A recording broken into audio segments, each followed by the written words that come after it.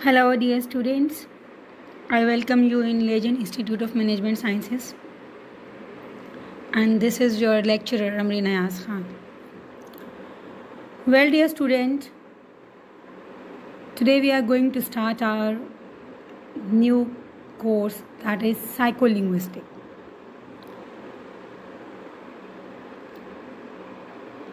So let's get started. We study language as a means of communication. So, what is linguistic? You know that linguistics is the scientific study of language, and speaker sends a message using the language or information to listener, and listener decodes the message. On the other hand, speaker encodes the message. So what the listener listens, and when he or she decodes the message, it is comprised of a process, and this process is included in psycholinguistics. Well, dear student, as you all know that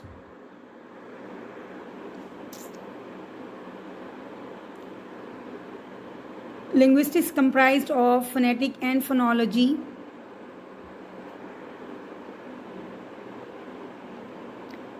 and it deals with the sentence structure like morphology and syntax, and it also deals with semantic and pragmatics. You know that computational linguistics is the scientific and engineering discipline concerned with understanding written and spoken language from a computational perspective. On the other hand, historical linguistics study the history of language.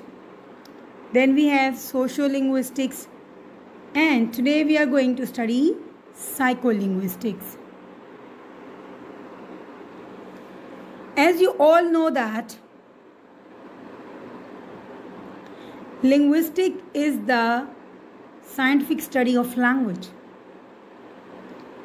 while psychology is the scientific study of mind. So, psycholinguistics is the combination of both of these two studies, and you can say that it's a hybrid form of psychology and linguistics, in which we study scientifically the language as well as mind. Okay, let's discuss further what is linguistic. Linguistics is the structural component of a language, and in psycholinguistics the object is speech process and language is served as a process.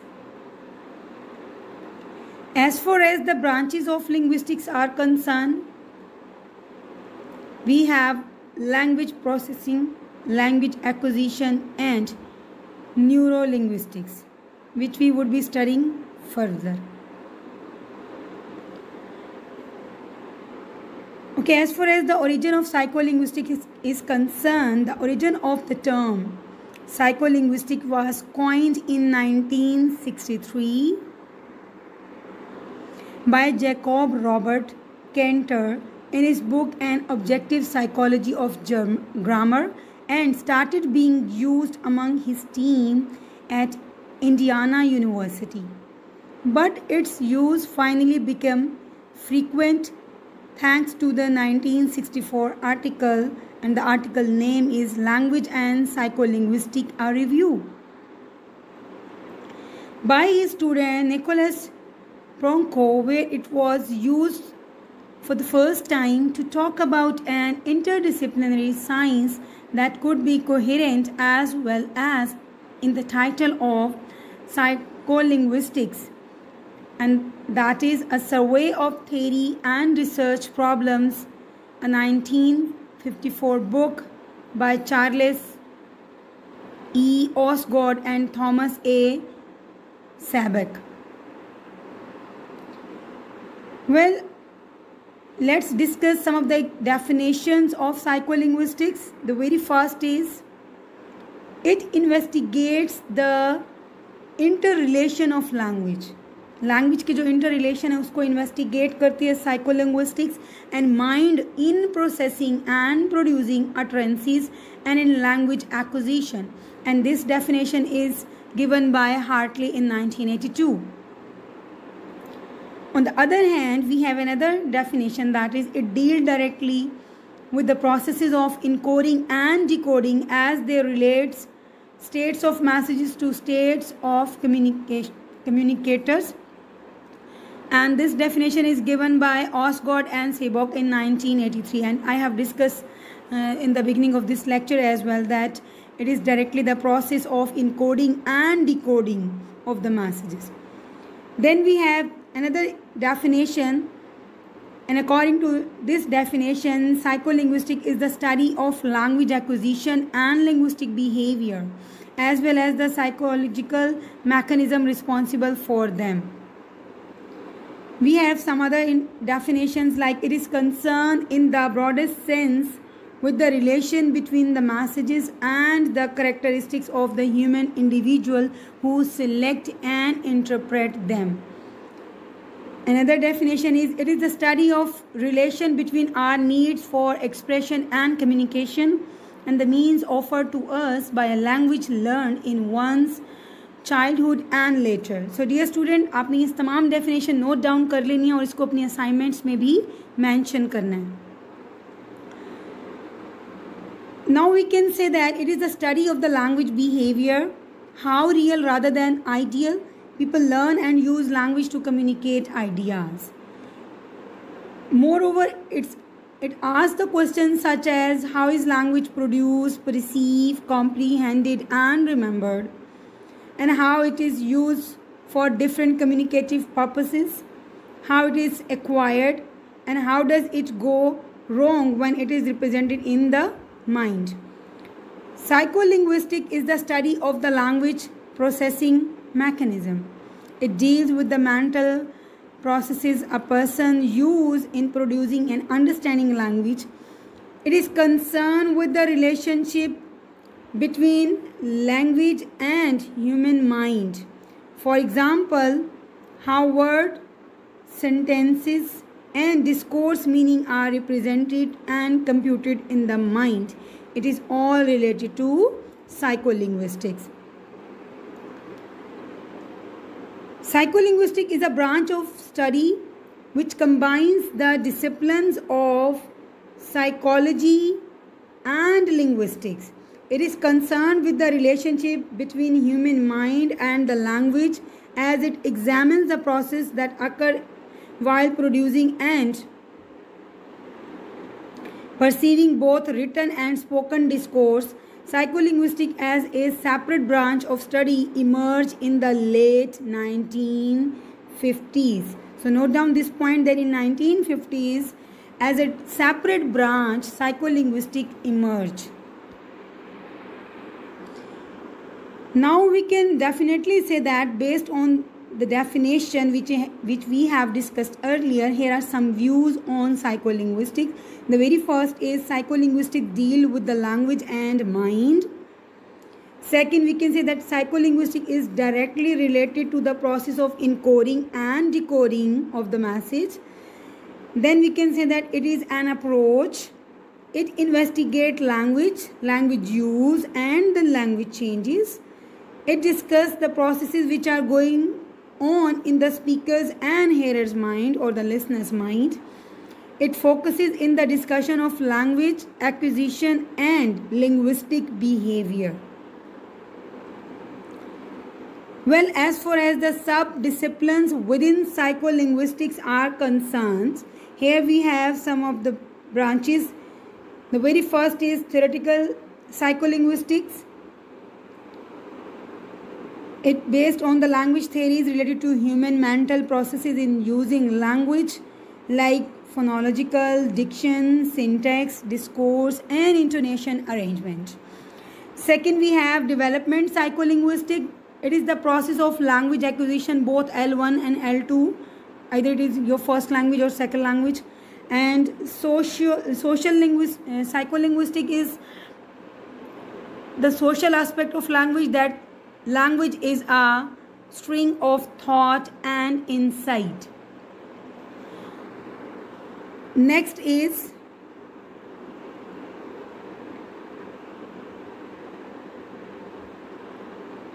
educational psycholinguistics. It contains the educational aspects in formal education, like the role of language in the teaching of reading and language proficiency. Neuropsycholinguistics. It is the relation between language and the brain, as the word neuro is visible over here. Neuro means related to brain. So what happens to language input and how output is programmed and formed inside the brain. Then experimental psycholinguistic क्या होती है? The act and effect of using language. It is called experimental psycholinguistic, and applied psycholinguistic mean the application of all above subfield into other subject. जब हम इन तमाम subfields को दूसरे subject में apply करते हैं, so that study is called applied psycholinguistics. As far as the cognitive process involved, so we are going to study further that what cognitive processes are involved in the ordinary use of language, and how do we understand a lecture, read a book, hold a conversation. And as far as the cognitive processes are concerned, here we have perception, memory, thinking and learning. Well, now here is a question that when is psycholinguistics studied? क्या हम इसको कब study करते हैं? So, well, dear students, psycholinguistic research started as far back as Plato, who was interested in human knowledge and language. However, it became a concern in linguistics during the second half of 19th century. So, second half of 19th century, as I have already mentioned, it is very important as per the development of psycholinguistic studies is concerned.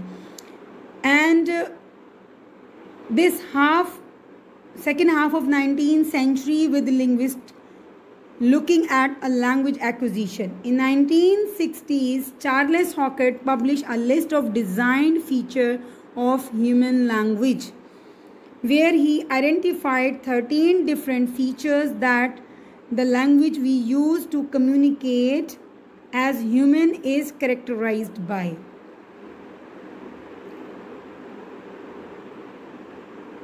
In the late 20th century, when William Lavalette did a great deal of study on what he called the mental lexicon. ठीक है, William, ये आपने याद रखना है बच्चे, the William लैवलेट की जो स्टडी है that is the mental lexicon. His work has become more prominent in recent years, especially his research into speech production.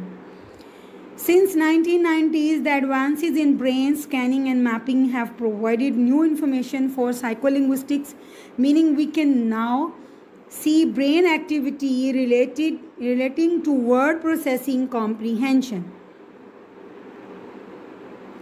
Now the second question is, where is psycholinguistics studied? कि इसको कहाँ study किया जाता है, वो कौन सी domain है, वो कौन सी fields हैं? So the very first we are going to study is psycholinguistic research is not limited to a particular area. किसी खास area तक ये limited नहीं है in the world, but there is more evidence of psycholinguistic study in Western world due to advanced science and technology. As far as the scope is concerned, as this is very important point in your syllabus outline, that what is the scope of psycholinguistic. So you can clearly mention that how language is acquired and produced by the user and how brain works on language. कि हम इसको तब भी use करते हैं कि किस तरह से ब्रेन वर्क करता है किसी भी लैंग्वेज पर. And when we talk about language acquisition, so we depends on psycholinguistic and difference between the children language acquisition and language learning. Moreover, we use psycholinguistic in linguistic interference, in language development, and the role of motivation in foreign language learning. Moreover, we can add that language process and linguistic knowledge. What knowledge of language is needed for us to use language, यानी कि किस किस्म का हमारे पास knowledge होना चाहिए जब हम language को use करते हैं. So psycholinguistic is always there to help us in that regard. Then tactic knowledge, how to perform, and explicit knowledge means process or mechanism. So this is all these fields are related to the scope of psycholinguistics. As far as general psychological mechanism is concerned, both comprehension and production of language are performed within the constraint of our information processing system. The system consists of structural component, वो system जिसमें component हो, memory system हो, along with the set of control processes that govern the flow of information within the system. वो हमारा क्या कहलाता है? Psychological mechanism कहलाता है. There are three primary processes of investigating in psycholinguistics. The very first is language comprehension. Then we have language production, and the third one is language acquisition. Now we are going to discuss one by one all of three. So as far as language comprehension is concerned, we can say that understanding what other people say and write. इस चीज़ को समझना कि दूसरे लोग क्या कहते हैं और क्या लिखते हैं. It is called language comprehension, and it is more complicated than it might at first appear. Comprehending language involves a variety of capacities like skills, processes, knowledge, and dispositions that are used to derive meaning from spoken, written, and signed languages. Comprehension is mainly thought to occur in the Wernicke's area of the brain, which is located in the left temporal lobe. Language comprehension is a complex process. ये आपने बात समझ लें कि language process is not an easy process that occurs easily. Well, in this second part of our lecture, we are going to discuss that language comprehension. So language comprehension is the understanding what other people say and write, and it is called language comprehension or understanding, and it is more complicated than it might at first appear. Comprehending language involves a variety of capacities, skills, processes, knowledge, and disposition that are used to derive meaning from spoken, written, and signed languages. Comprehension is mainly thought to occur in the Wernicke's area of the brain, which is located in the left temporal lobe. Language comprehension is a complex process that occurs easily and effortlessly by humans. It develops along with the brain, and it is able to be enhanced with the use of gestures. Second point is language production. So as far as language production is concerned, language production is the production of spoken or written language. ठीक है, ये spoken और written language दोनों की जो है वो production है, and it describes all of the stages between having a correct and translating that concept into linguistic form. As far as the stages of production are concerned, we can add that the basic loop occurring in the creation of language consists of the some of the steps like intended message, encoding message into linguistic form, then encode linguistic form into speech, उसको एक motor system में ले आना, then sound goes from speaker's mouth to listener's ears, जिसको हम auditory system कहते हैं कि सुनने वाले ने वो बात सुन ली. Then speech is decoded into linguistic form. Linguistic form is decoded into meaning. Next, our point is language acquisition. So language acquisition is the process by which humans acquire the capacity to perceive and comprehend language, as well as to produce and use words and sentences to communicate. Language acquisition usually refers to first language acquisition, which studies infants' acquisition of their native language. Well, this is distinguished from second language acquisition, which deals with the acquisition in both children and adult of additional languages. Language acquisition is just one strand of psycholinguistics, which is all about how people learn to speak and the mental processes involved. The information processing system, like we can say that it depends on serial versus parallel processing, top down versus bottom down processing, automatic and controlled processes, and modulatory versus interactivity development of processing system. Language comprehension we have already discussed, and as far as the perception of language, we have discussed that identification of isolated speech, sound, and of continuous speech. Language production and conversational interaction can be viewed as consisting in four major stages: conceptualizing a thought to be expressed, formulating a linguistic plan, articulating the plan, and monitoring one's speech. These various stages will be examined in the part production of the speech and language, as we have discussed that serial versus parallel models and implementing linguistic plans. And as far as the conversational interaction is concerned, the structure of conversation, conversational skills, and conversational settings are the part of this conversational interaction. Thank you, dear student. I hope that the topic is clear to you all. Take care of yourself. Allah Hafiz.